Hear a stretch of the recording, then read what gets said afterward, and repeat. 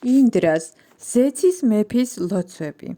როდესაც კრიშნამ გოვართანას მთის აწევით ვრინდავანის მცხოვრებლები ინდრას რისხვისგან იხსნა, გოლოკა ვრინდავანიდან სურაფი ძროხა და ზეციური პლანეტიდან მეფე ინდრა გამოეცხადნენ. ინდრა, ზეცის მეფე, მიხვდა, რომ შეურაცხყოფა მიაყენა კრიშნას, ამიტომ თავისი განმარტოებული ადგილიდან უჩუმრად გამოცხადდა მის წინაშე. იგი მაშინვე დაეცა კრიშნას ლოტოსის ტერფებთან, მიუხედავად იმისა, რომ ზესავით კაშკაშა გვირგვინი ედგა. ინდრამ იცოდა კრიშნას ამაღლებული მდგომარეობის შესახებ, ვინაიდან კრიშნა ინდრას ბატონია, მაგრამ ვერ დაიჯერა, რომ კრიშნას შეეძლო ჩამოსულიყო და ვრინდავანში მენახილეებთან ერთად ეცხოვრა. როდესაც კრიშნამ ინდრას ძალა გამოიწვია, ინდრა გაბრაზდა, ვინაიდან ფიქრობდა, რომ იგი იყო ყველაფერი ამ სამყაროში და ძლიერებით ვერავინ აღემატებოდა, მაგრამ ამ შემთხვევის შემდეგ მისი მოჩვენებითი სიამაყე განადგურდა. მიხვდა თავის დამოკიდებულ მდგომარეობას, იგი კრიშნას წინაშე ხელებდაკრეფილი წარსდგა და შემდეგი ლოცვები აღავლინა. ჩემო ძვირფასო უფალო, თქვა ინდრამ, მოჩვენებითი დიდებით გაამაყებული ვფიქრობდი, შეურაცხყოფა მომაყენე იმით, რომ მენახილეებს ინდრა იაჯნას შესრულების ნება არ დართე და მეგონა, რომ შენ გსურდა მსხვერპლად შეწირული სარგებლობა. მე ვფიქრობდი, რომ გოვართანას მსხვერპლშეწირვის სახელით ჩემ წილს მართმევდი, ამიტომ ვერ მივხვდი შენს მდგომარეობას. ახლა შენი წყალობით ვხვდები, რომ შენ უზენაესი უფალი, ღმრთების უზენაესი პიროვნება ბრძანდები და ყოველი მატერიალური თვისების მიმართ ტრანსცენდენტული ხარ. შენ ტრანსცენდენტულ მდგომარეობაში იმყოფები, რომელსაც ვიშუთა სატვა მეწოდება და სათნოების მატერიალურ მოდუსზე მაღლა დგას. შენ ტრანსცენდენტულ სავანაზე კი მატერიალური თვისებები არ მოქმედებს. შენი სახელი, დიდება, ფორმა, თვისება და გართობები ყველაფერი მატერიალური ბუნების მიღმა იმყოფება და მათ მატერიალური ბუნების მოდუსები ვერც კი ეხება. შენი სავანე მხოლოდ მისთვისაა მისაწვდომი, ვინც მკაცრ ასკეზებსა და ეპითემიებს გადის და ბოლომდე განთავისუფლებულია ისეთი მატერიალური თვისებისგან, როგორიც არის ვნება და უმეცრება. ცდება თუ ვინმე ფიქრობს, რომ მატერიალურ სამყაროში მოსვლისას შენ მატერიალური ბუნების მოდუსების გავლენის ქვეშ ექცევი. მატერიალური თვისებების ქსელი შენ სრულიად არ გეხება და უდავოა, რომ შენ ჭეშმარიტად არღებულობ მათ ამ სამყაროში ყოფნისას. შენი მეუფება სრულიად არ არის მატერიალური ბუნების კანონებით განპირობებული. ჩემო ძვირფასო უფალო, შენ ხარ თავდაპირველი მამა ამ კოსმიური გამოვლინებისა, უზენაესი სულიერი მოძღვარი ამ კოსმიური სამყაროსი და ბატონ პატრონი ყველაფრისა, როგორც მარადიულ დროს შეურაცხყოფელთა დასჯის უნარი შეგწევს.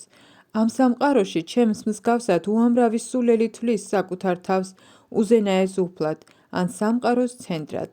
შენ ისე მოწყალე ხარ, რომ შეურაცხყოფელთა დასჯის გარეშე იმგვარ გზებს მიმართავ, რომლითაც მათი მოჩვენებითი სიამაყე ინგრევა და ისინი ხედავენ, რომ შენ ხარ ღმრთების უზენაესი პიროვნება და არა ვინმე სხვა. ჩემო ძვირფასო უფალო, შენ ხარ უზენაესი მამა, უმაღლესი სულიერი მოძღვარი და უზენაესი მეფე, ამიტომაც გაქვს უფლება დასაჯო ცოცხალი არსებები, როდესაც ისინი არასათანადოდ იქცევიან. მამა, სულიერი მოძღვარი და სახელმწიფოს უმაღლესი აღმასრულებელი პირი მუდამ თავიანთი შვილების მოწაფეებისა და მოქალაქეების კეთილისმსურველები არიან. ამრიგად, კეთილისმსურველებს მათზე დაქვემდებარებულთა დასჯის უფლება აქვთ. საკუთარი სურვილით შენ სასიკეთოდ ევლინები დედამიწას მრავალი მარადიული ფორმის სახით. შენ მოდიხარ პლანეტა დედამიწის განსადიდებლად და განსაკუთრებით იმ პირების დასასჯელად, რომლებიც ტყუილად იჩემებენ ღმერთობას. მატერიალურ სამყაროში საზოგადოების უმაღლესი წინამძღოლობისათვის გამუდმებით მიმდინარეობს ბრძოლა სხვადასხვა პირებს შორის და სულელები, რომელთაც ვერ მიაღწიეს უმაღლეს მდგომარეობას, თავს ღმერთად უზენაეს პიროვნებად აცხადებენ. ამ სამყაროში ჩემს მსგავსად უამრავი ასეთი სულელია, მაგრამ დროთა ვითარებაში, როდესაც გონება უნათდებათ, შენ გენდობიან და კვლავ შენს სამსახურს უძღვნიან თავს. სწორედ ეს არის შენს მოშურნეთა დასჯის მიზანი. ჩემო ძვირფასო უფალო, დიდი შეურაცხყოფა მივაყენე შენს ლოტოსის ტერფებს, ვინაიდან ტყუილად ვიყავი გაამაყებული ჩემი მატერიალური სიმდიდრით და წარმოდგენა არ მქონდა შენს უსაზღრო ძალაზე. ამიტომ, ჩემო უფალო, გთხოვ, მომიტევე, ვინაიდან ყველაზე დიდი სულელი ვარ. გთხოვ, დამლოცე, რომ აღარასოდეს მოვიქცე ასე სულელურად. თუ ფიქრობ, ჩემო უფალო, რომ ძალიან დიდია შეურაცხყოფა, მისი პატიება შეუძლებელია, მაშინ შეგევედრები და გაგახსენებ, რომ შენი მარადიული მსახური ვარ. ამ სამყაროში შენი მოვლინების მიზანი შენი მარადიული მსახურების დაცვა და იმ დემონთა განადგურებაა, რომლებიც დიდ სამხედრო ძალას აგროვებენ, რათა დედამიწის ყოფიერება დაამძიმონ. გთხოვ, მომიტევე შენს მარადიულ მსახურს. ჩემო ძვირფასო უფალო, შენ ხარ ღმრთეების უზენაესი პიროვნება. მოწიწებით ვხრი თავს შენს წინაშე, როგორც უზენაესი პიროვნებისა და უზენაესი სულისა. შენ ხარ ვასუდევას შვილი, უზენაესი უფალი კრიშნა, ყველა წმინდა ერთგულის ბატონი. გთხოვ, მიიღე ჩემი მოკრძალებული პატივისცემა. შენ ხარ გაპიროვნებული უმაღლესი ცოდნა. შენი სურვილით ნებისმიერ მარადიულ ფორმაში, ნებისმიერ ადგილას შეგიძლია გამოჩენა. შენ ყოველგვარი ქმნილების ფესი და ყოველი ცოცხალი არსების უზენაესი სული ბრძანდები. ჩემი დიდი უმეცრების გამო, ვრინდავანი წვიმის ნიაღვრისა და სეტყვის გამოგზავნით შევაწუხე. მე სასტიკი ბრაზი მამოქმედებდა, რაც გამოიწვია შენს მიერ იმ სხვებშეწირვის შეწყვეტამ, რომელიც ჩემს დასაკმაყოფილებლად უნდა შესრულებულიყო. მაგრამ ძვირფასო უფალო, შენ ისეთი კეთილი ხარ ჩემდამი, რომ მოიღე ჩემზე მოწყალება და მიხსენი მოჩვენებითი სიამაყისგან. ამიტომაც შენს ლოტოსის ტერფებს ვაფარებ თავს. ჩემო ძვირფასო უფალო, შენ არა მარტო უმაღლესი განმგებელი, არამედ ყველა ცოცხალი არსების სულიერი მოძღვარიც ხარ. ინდრას მიერ განდიდებულმა უფალმა კრიშნამ, ღმრთების უზენაესმა პიროვნებამ, საოცარი ღიმილით თქვა: ჩემო ძვირფასო ინდრა, იმისთვის შევწყვიტე შენი მსხვერპლშეწირვა, რომ მეჩვენებინა ჩემი უმიზეზო წყალობა და გამეხსენებინა შენთვის, რომ მე შენი მარადიული ბატონი ვარ და არა მარტო შენი, არამედ ყველა დანარჩენი ნახევარღმერთის ბატონიც. მუდამ უნდა გახსოვდეს, რომ მთელი შენი მატერიალური სიმდიდრე ჩემი წყალობის შედეგია. ყველას უნდა ახსოვდეს, რომ მე უზენაესი უფალი ვარ. შემიძლია ნებისმიერს მოვფინო მადლი და ნებისმიერი დავსაჯო, ვინაიდან ჩემზე მაღლა არავინ დგას. როდესაც ვხედავ, რომ ვიღაცამ მცდარმა სიამაყემ მოიცვა, ჩემი უმიზეზო წყალობის საჩვენებლად, მას მთელ სიმდიდრეს ვართმევ. საგულისხმოა, რომ კრიშნა ზოგჯერ მთელ ქონებას გვართმევს, რათა მდიდარი კაცი უფრო იოლად გახდეს მასზე მინდობილი სული. ეს უფლის განსაკუთრებული სიკეთეა. ზოგჯერ ვხედავთ, რომ პიროვნება მატერიალურად ძალიან მდიდარია. უფლისადმი ერთგული სამსახურის შედეგად კი შეიძლება ღარიბად იქცეს. მაგრამ არ უნდა ვიფიქროთ, რომ იგი უფლის თაყვანისცემამ გააღარიბა. საქმე იმაშია, რომ როდესაც ადამიანი წმინდა ერთგულია, მაგრამ ამავე დროს დაბნეულობის გამო მატერიალურ ბუნებაზე ბატონობა სურს, უფალი მისადმი განსაკუთრებულ მოწყალებას იჩენს და ართმევს ყოველგვარ მატერიალურ სიმდიდრეს, ვიდრე იგი ბოლოს და ბოლოს უზენაეს უფალს არ მიენდობა. დარიგების შემდეგ უფალმა კრიშნამ სთხოვა ინდრას დაბრუნებულიყო თავისი ზეციური პლანეტის სამეფოში და არ დავიწყებოდა, რომ იგი არასოდეს არის უზენაესი, არამედ მუდამ ღმრთების უზენაეს პიროვნებაზეა დამოკიდებული. აგრეთვე უთხრა დარჩენილიყო ზეცის მეფედ, მაგრამ ყალბსიამაყეს გაფრთხილებოდა. ამის შემდეგ ტრანსცენდენტულმა სურაფი ძროხამ, რომელიც ინდრასთან ერთად მოვიდა კრიშნას სანახავად, მოწიწებით სცა თაყვანი და ადიდა იგი.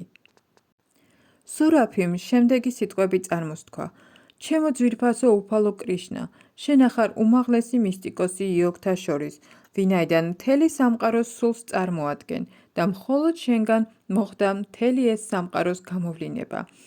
ამიტომ, თუმცა ინდრა ყოველნაირად შეეცადა ჩემი შთამომავალი ძროხების დახოცვას ვრინდავანში, შენს კალთას შეფარებულები ჩინებულად დაიცავი ისინი. ჩვენ უზენაესად სხვას არავის ვცნობთ, არც სხვა ღმერთთან ან ნახევარ-ღმერთთან მივდივართ თავის შესაფარებლად. ამიტომ ჩვენი ინდრა შენ ხარ უმაღლესი მამა მთელი კოსმიური გამოვლინებისა და დამცველი ყველა ძროხის, ბრაჰმანის, ნახევარ-ღმერთის და სხვათა, ვინც შენი მეუფების წმინდა ერთგულია. ო სამყაროს ზესულო, ნება მოგვეცი, ჩვენი რძით გაგვანო, ვინაიდან შენ ჩვენი ინდრა ხარ. ო უფალო, შენ ევლინები, რათა დედამიწას უწმინდური მოქმედებების ტვირთი შეუმსუბუქო. ასე განბანეს კრიშნა სურაფი ძროხის რძით, ხოლო ინდრა მისი დამტარებელი სპილოს ხორთუმის ღვთაებრივი განგის წყლით. ამის შემდეგ ზეციურმა მეფე ინდრამ მასთან ერთად ძროხებმა, ნახევარ-ღმერთებმა და მათმა დედებმა თაყვანისცეს უფალ კრიშნას და განგის წყლითა და სურაფის რძით განბანეს იგი. ამდენად გოვინდა, უფალი კრიშნა ყველათი ნასიამოვნები დარჩა. ცხოვრებლები მაღალი პლანეტარული სისტემებისა, როგორიცაა განთარვალოკა, ვიდიათარალოკა, სითალოკა და ჩარანალოკა, გაერთიადნენ და ადიდებდნენ უფალს მისი წმინდა სახელის გალობით. მათმა ცოლებმა და ქალწულებმა სიხარულისგან ცეკვა დაიწყეს. მათ მეტად ასიამოვნეს უფალს იმით, რომ ყვავილებს განუწყვეტლივ ყრიდნენ ზეციდან. როდესაც ყველაფერი კარგად და ბედნიერად მოგვარდა, ძროხებმა მიწის ზედაპირი რძით დაფარეს. იწყო დინება მდინარეებმა. ისინი კვებავდნენ ხეებს, რომლებიც სხვადასხვა ფერისა და გემოს ნაყოფს ისხამდა. ხეებიდან თაფლი იღვრებოდა. გორაკები და მთები ძლიერი სამკურნალო მცენარეებითა და ძვირფასი თვლებით აივსო. კრიშნას იქ ყოფნის გამო ყველაფერი ასე მშვენივრად ხდებოდა და დაბალი ცხოველები, რომლებიც ბუნებით ბოროტები არიან, კეთილები გახდნენ. იმის შემდეგ, რაც დააკმაყოფილა კრიშნა, რომელიც გოვართანას ყველა ძროხის უფალია და რომელსაც გოვინდა ჰქვია, უფალმა ინდრამ მისგან თავის ზეციურ სამეფოში დაბრუნების ნებართვა აიღო. მას გარს ერხვია ყველა სახის ნახევარ-ღმერთები, რომლებიც მასთან ერთად ჩამოვიდნენ კოსმიური სივრციდან. ეს არაჩვეულებრივი შემთხვევა მაგალითია იმისა, თუ რა სიკეთის მოტანა შეუძლია სამყაროსათვის კრიშნას ცნობიერებას. თვით დაბალი ცხოველებიც ივიწყებენ თავიანთ ბოროტ ბუნებას და ნახევარ-ღმერთების თვისებებამდე მაღლდებიან. ჰარე კრიშნა.